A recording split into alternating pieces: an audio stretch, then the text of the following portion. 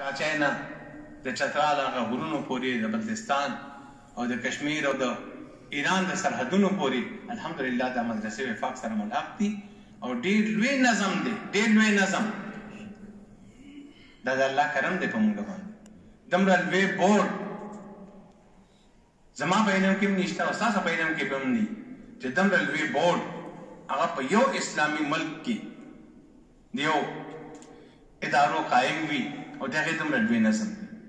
ما مخکې حضرات علماء کرامو مخکې دا عرض وکړو چې الحمدلله هندوستاني مدارس هغه مدارس دي چې دلته دا فیض د هغې نه رارسېدلی دی، د دارالعلوم دیوبند نه، مصاحب علوم نه، دغه شان مدرسه شاهي مرادآباد نه او د میرठ د مدارسو نه، د دهلي د مدارسو نه، مدرسه عبدالرب او دغه شان نورې مدرسې.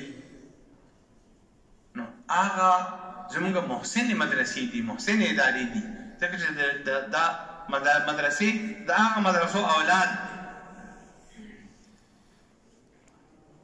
خو دلته کې دا اعزاز الحمدلله د پاکستاني مدارسو ته حاصل دی چې دلته وفاق المدارس شته، هلته وفاق المدارس نشته.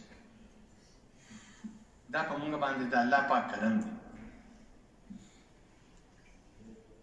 بل دا وفاق یو صاحبان دی، یو چترای ده او د دې لاندې د دیوبندي مکتبه فکر هغه ټول تنظیمونه، ټول جماعتونه چې هغه د دین د خدمت لپاره په مختلفو محاذونو کې کار کوي، هغه مختلف محاذونو کې د دین خدمت کولو والا، د باطل او د طاغوت د مقابلې کولو والا ټول تنظیمونو مدارس او د ټولو جماعتونو مدارس هغه د وفاق المدارس د چترۍ د لاندې جمع دي.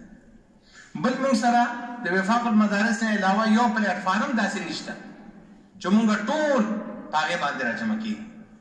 د یو وفاق المدارس پاتې دی. الله پاک د دې حفاظت وکړي.